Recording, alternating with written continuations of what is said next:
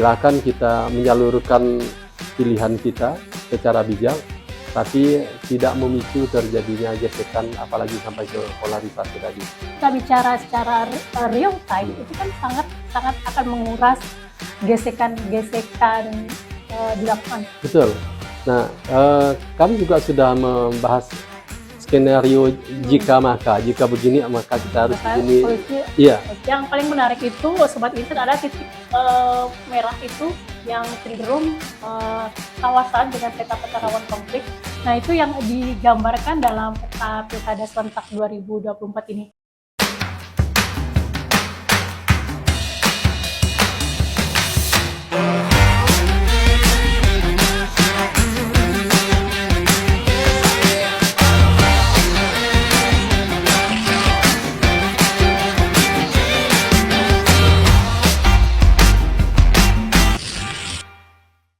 Assalamualaikum, salam sejahtera dimanapun Sobat Insight berada.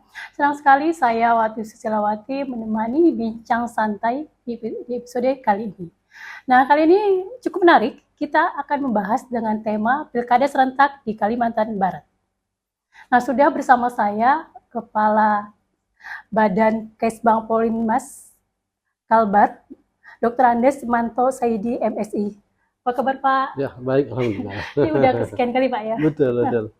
Oke, Pak, kita kemarin kan sempat membahas mengenai pemilu. Nah, relate-nya untuk kali ini kita juga akan bahas mengenai pemilu. Cuman bahasnya lebih ke internal Kalimantan Barat, itu pemilu Pilkada serentak di Kalimantan Barat. Nah, kemarin kita juga bahas mengenai persiapan, bagaimana badan berkoordinasi untuk setidaknya menciptakan pemilu yang aman, yang pastinya lancar. Nah, bagaimana untuk Pilkada serentak di Kalimantan Barat? Bagaimana koordinasinya dan bagaimana proses-proses yang sudah dilalui hingga tahapan sekarang? Ya, koordinasi kita alhamdulillah sampai hari ini berjalan lancar, Mbak Wati.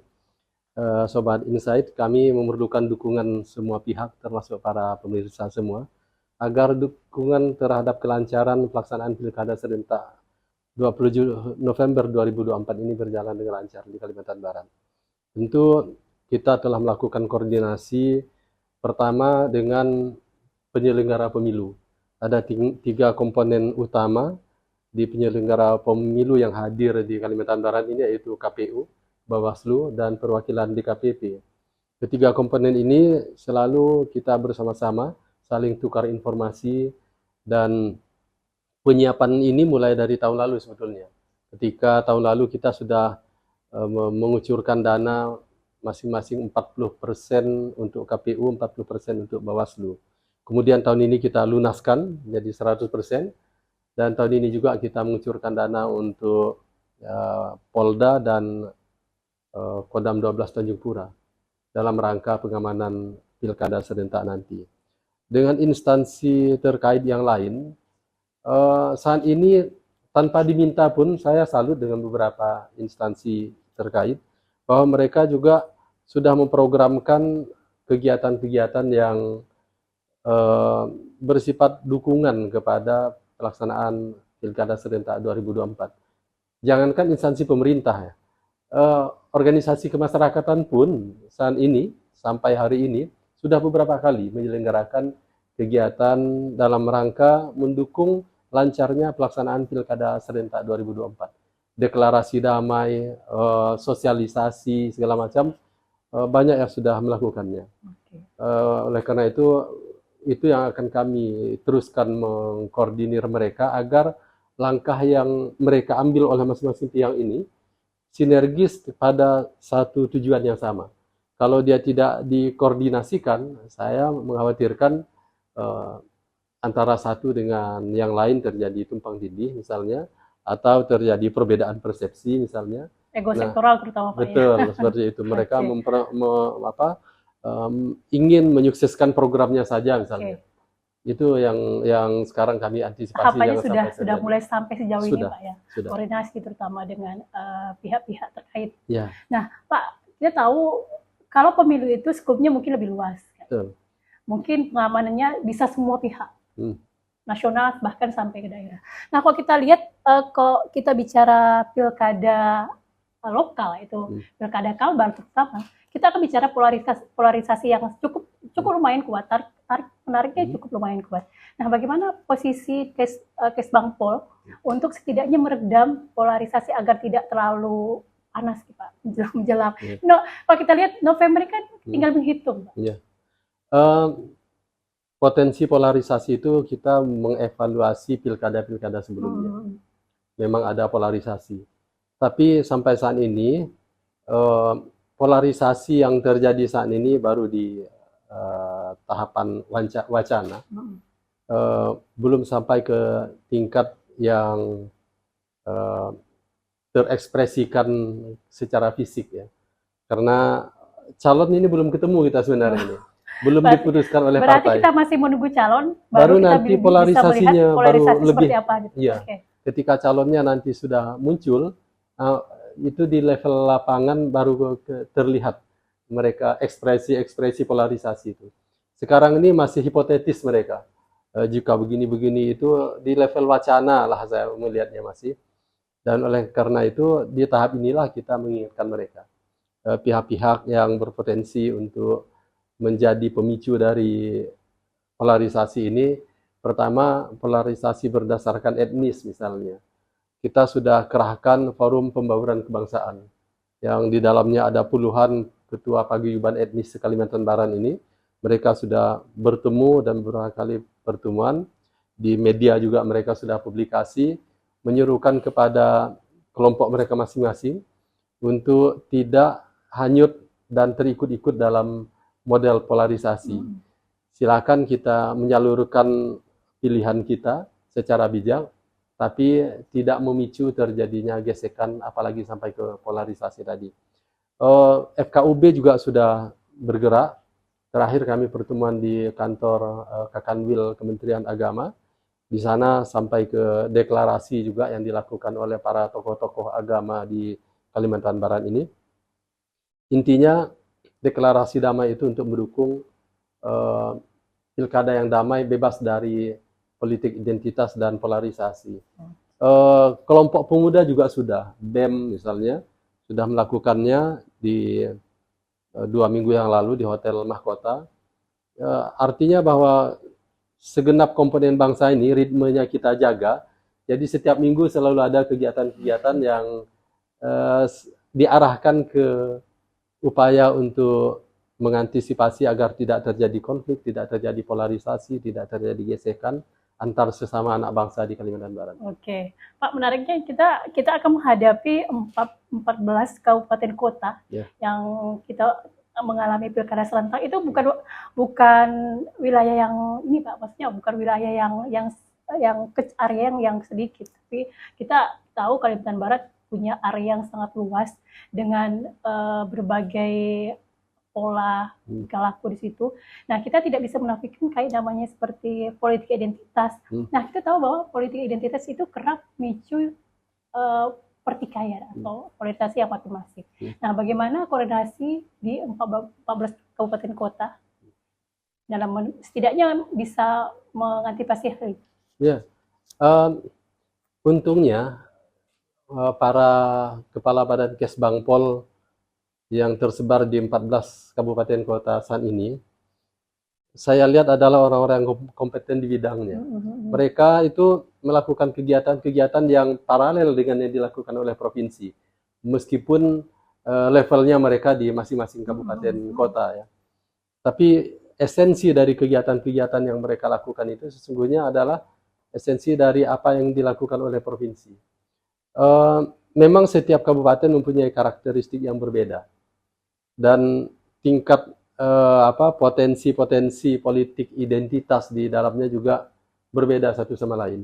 Di kabupaten-kabupaten yang multi etnis, potensi itu lebih besar ketimbang yang mereka itu. Gesekannya Pak jauh lebih. Iya, potensi gesekan akan lebih tinggi ketimbang mereka yang lebih homogen dari entitas etnisnya. Tapi tidak menutup kemungkinan juga bahwa daerah-daerah yang kita tidak identifikasi sebagai daerah yang rawan politik etnis atau politik identitas, ini bukan berarti dia aman-aman saja. Tetap kita aware seolah-olah ini adalah ada satu potensi yang jangan sampai terjadi lah di daerah. Oke. Nah, seperti Sobat Insight, seperti digambarkan di belakang kita ini Pak, akan ada beberapa yang akan kita bahas. Namun sebelum kita bahas itu, satu lagi pertanyaan Pak. Terus bagaimana kita bicara masalah anggaran? Yeah. Terus kita tahu dengan area yang cakupan yang luas, itu kan agak sulit Pak ya. Nah, bagaimana koordinasinya setidaknya untuk ketika pada hari hanya itu tidak mandek Pak? Kita memang menghadapi masalah keterbatasan finansial. Tapi berkat gotong royong yang dilakukan oleh Pemda provinsi dan kabupaten kota, seluruh kabupaten kota juga berkontribusi sesuai dengan kewenangannya. Di tingkat provinsi kita menghandle pilgub, pemilihan gubernur dan wakil gubernur. Di tingkat kabupaten kota mereka menghandle pemilihan bupati, wakil bupati, wali kota, wakil wali kota. Nah, ada overlay di situ ketika tahapan pelaksanaannya itu dilaksanakan pada saat timing yang sama di TPS yang sama. Karena di TPS yang sama orang memilih calon gubernur dan calon bupati atau wali kotanya di TPS yang sama. Nah, ketika ada overlay seperti ini, maka kita sudah menyepakati tahun lalu segmen-segmen mana saja yang dibiayai oleh provinsi dan segmen mana saja yang dibiayai oleh pemerintah kabupaten atau kota. Konfigurasinya sedemikian rupa, kalau saya totalkan keseluruhan dana yang kita sudah sepakati untuk dialokasikan ke KPU, Bawaslu, TNI, Polri, maka Kalbar ini kurang lebih 400 miliar lebih dikit ya alokasi dananya untuk penyelenggaraan Pilkada serentak ini. Total seluruh kabupaten kota 500 miliar lebih. Lebih banyak kabupaten kota kontribusinya, tidak 50-50 ya di kontribusinya. Itu semua karena ada hitungannya masing-masing, tergantung pada berat ringannya intensitas pekerjaan di kabupaten itu. Salah satunya adalah soal topografi wilayah. Beberapa wilayah itu medannya sangat berat dan memerlukan biaya transportasi yang lebih besar ketimbang daerah lainnya. Ada juga kabupaten atau kota yang secara topografis medannya tidak terlalu sulit, tapi jumlah pemilihnya lebih banyak. Nah, ini juga membuat beban biaya yang lebih besar, TPS-nya lebih besar, biaya distribusinya pun jadi lebih besar juga sebetulnya dilihat dari jumlah lalu lintasnya ya. Tapi kalau lihat satuan harga menuju ke lokasi TPS ngangkut logistiknya tentu beda satu sama lain. Pastinya selain beban kos tinggi Pak ya, kita juga bicara mengenai beban keamanan juga yang tinggi yang disandang oleh Kesbangpol. Pak, seberapa sulit Pak untuk setidaknya berkoordinasi dengan pihak-pihak yang agak susah untuk berkoordinasi secara masif seperti kepolisian, kita tahu, terus bagaimana untuk menjaga ritme-ritme itu agar namanya beban keamanan itu kan sangat-sangat ini. Ya. Apa nggak capek gitu Pak? Alhamdulillah pihak Polda Kalbar sangat kooperatif dalam hal ini. Mereka mengundang kita beberapa kali. Bebannya kayak gitu Pak ya? Iya. Bahkan hari ini pun harusnya saya ada acara dengan Polda, tapi digeser dikit waktunya. Dalam rangka persiapan teknis, ya, pengamanan dan kesiapan, evaluasi kesiapan kita masing-masing dalam konteks pengamanan. Kita punya masing-masing punya kewenangan yang berbeda. Dalam konteks pemerintah daerah, aspek keamanan ini ada yang menjadi penanggung jawabnya yaitu Satpol PP. Satpol PP dalam beberapa kali pemilu pilkada mereka memegang peranan penting. Yang nampak di depan mata orang awam adalah ketika menertibkan baliho-baliho, spanduk partai, bendera partai dan sebagainya. Itu yang agak itu yang kelihatan, ya. Dan itu juga itu juga bisa memicu gesekan, Pak, ya? Betul, ketika ada yang melanggar aturan wilayah-wilayah yang boleh dan tidak boleh memasang atribut kampanye, APK, maka itu menimbulkan potensi gesekan. Ya, apalagi jika partainya agak-agak ini, Pak, ya, agak-agak kekeh dalam berargumentasi. Oke, Pak, kita tahu kalau seandainya, Pak, ya, kalau seandainya besok katakan 2 hari lagi kita pilkada serentak, terutama di daerah-daerah strategis seperti KTK Pontianak dan beberapa daerah lain di Kalbar.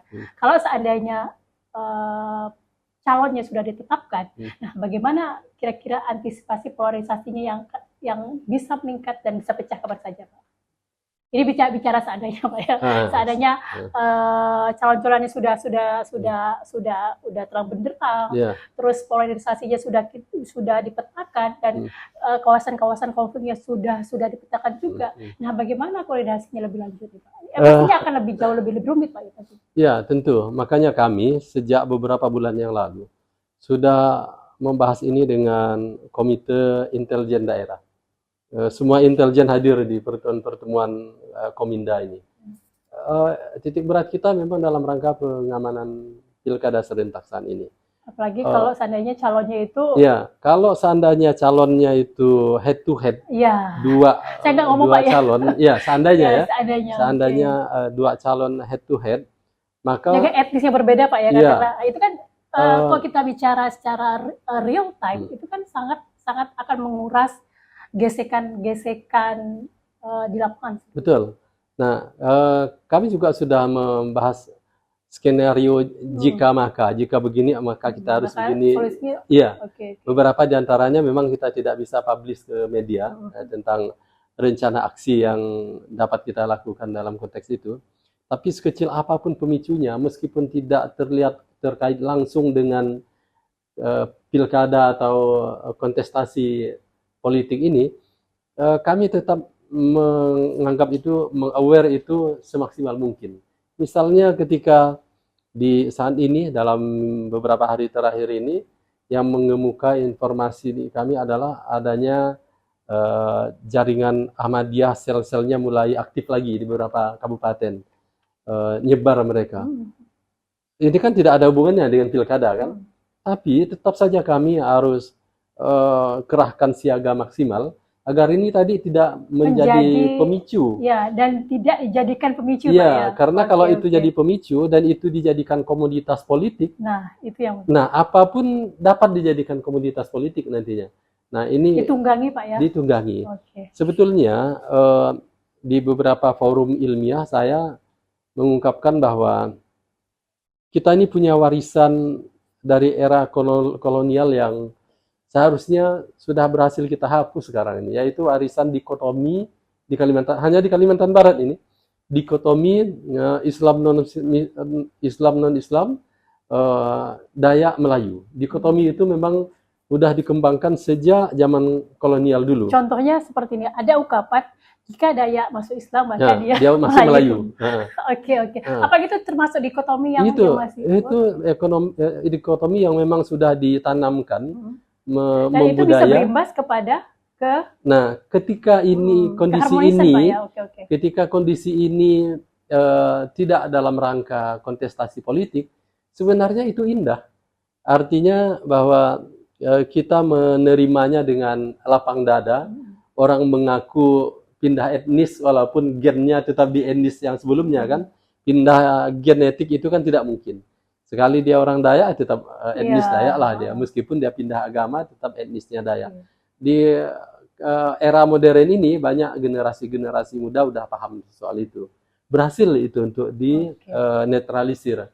Tapi ketika itu dimanfaatkan untuk kepentingan politik, nah upaya-upaya yang sudah bagus tadi untuk menetralisir bahwa soal etnis ini tidak bisa dihapus dengan pindah agama misalnya, udah berhasil sebetulnya di generasi muda ini kita hilangkan, tapi bisa muncul lagi ketika ini dimanfaatkan untuk kepentingan kontestasi politik. Ini yang menjadi bahan kampanye kita, terutama ke generasi muda. Kami menyasar banyak ke pemilih muda yang terdiri dari pemilih pemula dan pemilih muda yang tidak pemula. Oke. Oke, menarik Pak ya. Kita Sobat Insight, sekedar informasi, kita membahas ini bukan masalah etnis Pak ya, tapi kita membahas mengenai fakta yang terjadi di lapangan yang menjadi dikotomi dan itu bisa dimanfaatkan oleh kepentingan segelintir orang. Nah Pak, kita akan kembali Pak di jeda segmen kedua untuk membahas ya di belakang saya nih Pak. Menarik Pak. Pastinya Sobat Insight penasaran sebenarnya peta di belakang saya ini apa. Nah kita akan kembali di segmen 2.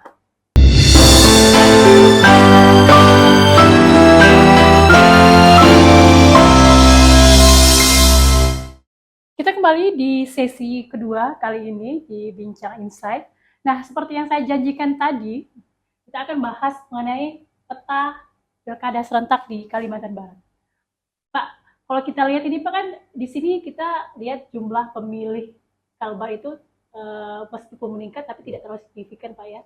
Ada pemilih laki-laki dan ada pemilih perempuan.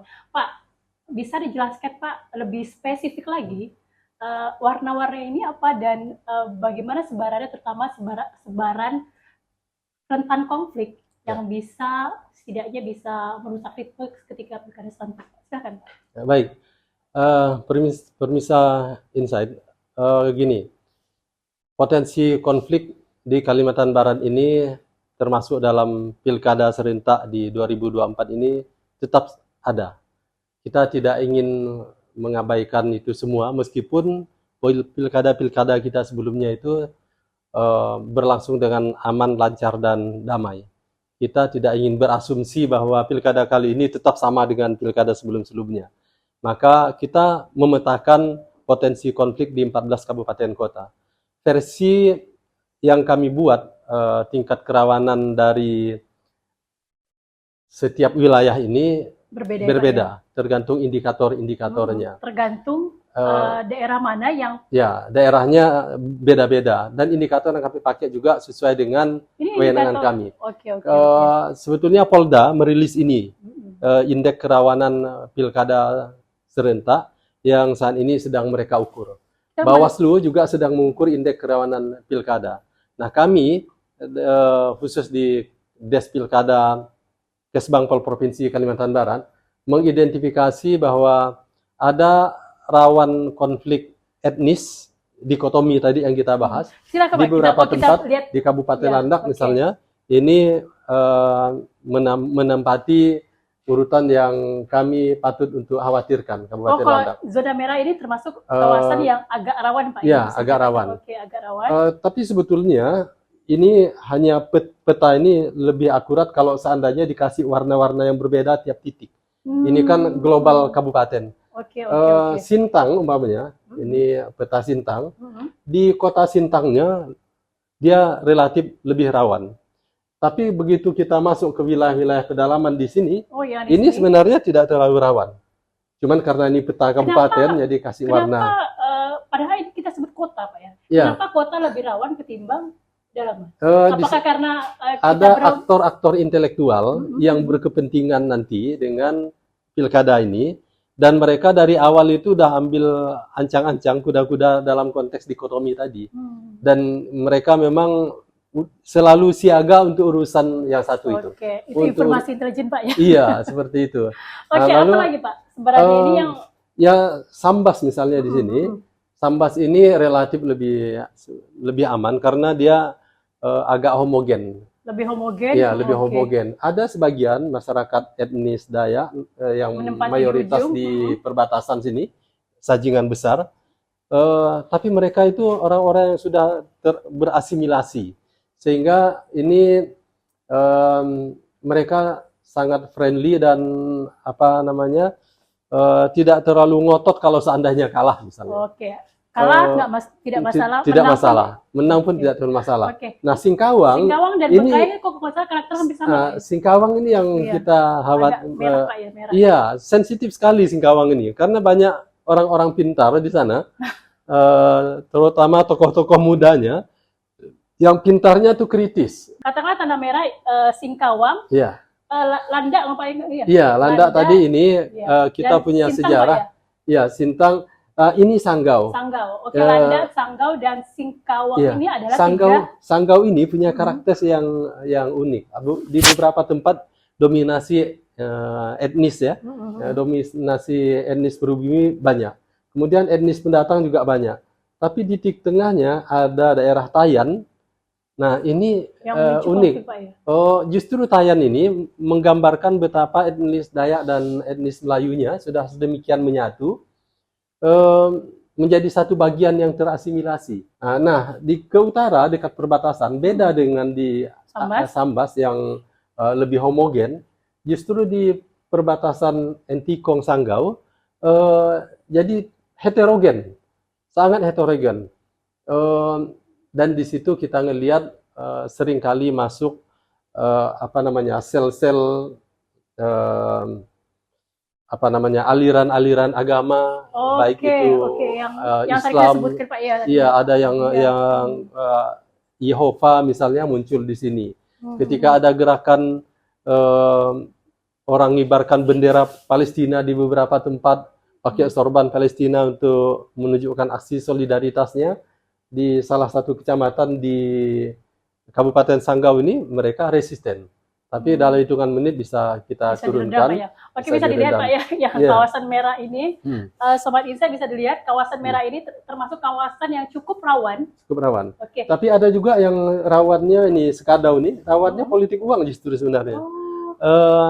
Tahun lalu beberapa kali kejadian itu pilkadanya karena politik uang yang justru membuat angka indeks kerawanan di sana lebih tinggi. Pemilu kemarin kami diingatkan oleh data dari Polda bahwa 2 kabupaten yang menjadi perhatian dari Polda justru Kabupaten Landak dan Kabupaten Sekadau karena politik uang.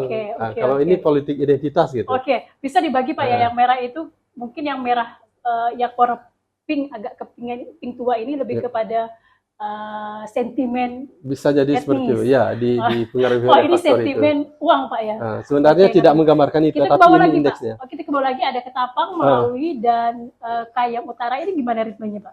Ketapang dengan Ketapang dulu lah. Ketapang ini banyak pendatang. Kalaupun ada konflik sebetulnya lebih ke konflik hubungan industrial.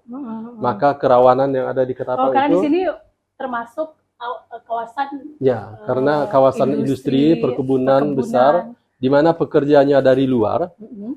Kemudian status mereka, DPT mereka terdaftarnya di luar provinsi Kalbar, di luar Kabupaten Ketapang. Sehingga, ketika hari pemilihan menimbulkan chaos ketika hari pemilihan mereka tidak.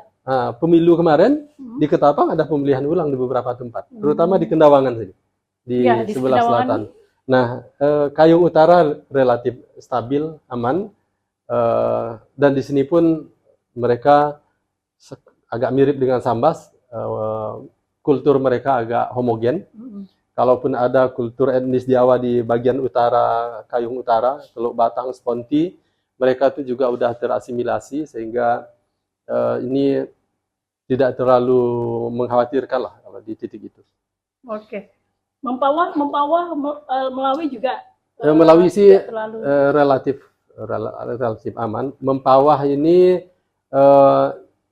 Kuburaya sebetulnya. Kalau ini gambarnya Kuburaya. Yang mengkhawatirkan di Kuburaya juga mirip dengan Ketapang.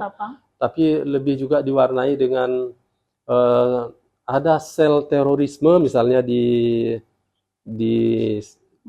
yang mengelilingi wilayah Kota Pontianak ini yang patut untuk kita waspadai. Dan itu bisa menjadi dan ini bisa jadi pemicu. Kalau ada misalnya hal-hal yang tidak diinginkan dan itu di blow up, dan itu pecah pada hari pilkada serentak, Pak.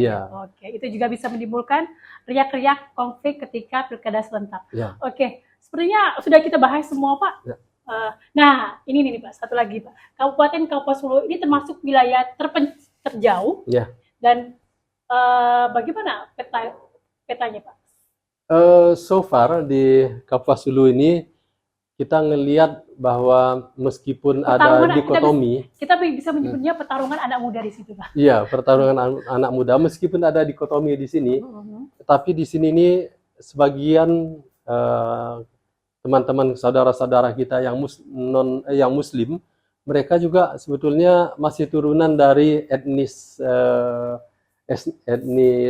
Dayak, sehingga hubungan kekerabatan mereka lintas agama ini relatif baik di Oke, di katakanlah kabupaten sampai ini. dengan Sambas, Ya. homogennya juga terasa, dan di Ah. beberapa titik memang yang paling menarik itu Sobat Insight ada titik merah itu yang cenderung kawasan dengan peta-peta rawan konflik. Nah, itu yang digambarkan dalam peta Pilkada serentak 2024 ini. Ya. Pak, ini menarik sih Pak, kalau kita bahas mengenai lawan konflik, Ya. terus antisipasinya, penanganannya, itu kita akan bicara banyak hal dan banyak orang-orang yang terlibat di dalamnya. Pak, kira-kira apa yang mungkin harapan apa yang ingin dicapai Kesbag untuk Pilkada serentak 2024?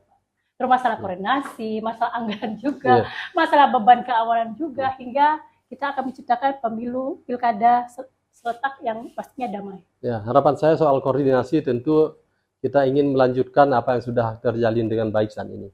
Kalau soal finansial, anggaran, kita udah final karena udah diketok palu, udah sepakat antara pemerintah daerah dengan komponen-komponen penyelenggara pemilu dan komponen pengamanan pilkada. Bukan pemilu, maksudnya saya pilkada. Jadi ini udah clear. Nah, yang soal potensi konflik tadi, ini kan bersifat hipotetis dan akan lebih clear gambarnya kalau nanti pasangan-pasangan calon ini sudah muncul. Sepanjang ini masih belum mencuat, maka ini memang masih bersifat hipotetis, dan disinilah perlunya kita melakukan langkah-langkah preventif. Preventifnya justru di titik sebelum ada pasangan calon ini. Oke, kita akan melakukan pencegahan Pak ya, Iya, sebelum pencegahan. terjadinya konflik, dan sebelum penetapan pasangan calon. Oke, Pak. Setidaknya ini juga akan mempengaruhi partai-partai dalam menentukan pilihannya supaya konflik itu dapat dihindarkan. Oke. Dan yang pastinya tidak menimbulkan gesekan-gesekan Pak ya. Betul. Dan pastinya tidak membuat konten yang memecah persatuan. Betul. Salah satunya konten ini diangkat untuk, ya kita tahu lah, untuk perang-perang politik atau iya, betul. Pak, sebenarnya saya pengen bahas banyak sih Pak. Cuma karena waktu juga kita pastinya akan membahas dan membedah banyak hal di segmen berikutnya pastinya. Pak, terima kasih atas waktunya. Dan terima kasih Sobat Insight atas waktunya juga yang sudah menemani saya dan Pak Wanto untuk hadir dalam segmen episode Pilkada Serentak 2024. Nah, terima kasih atas waktunya. Saya pamit. Wassalam.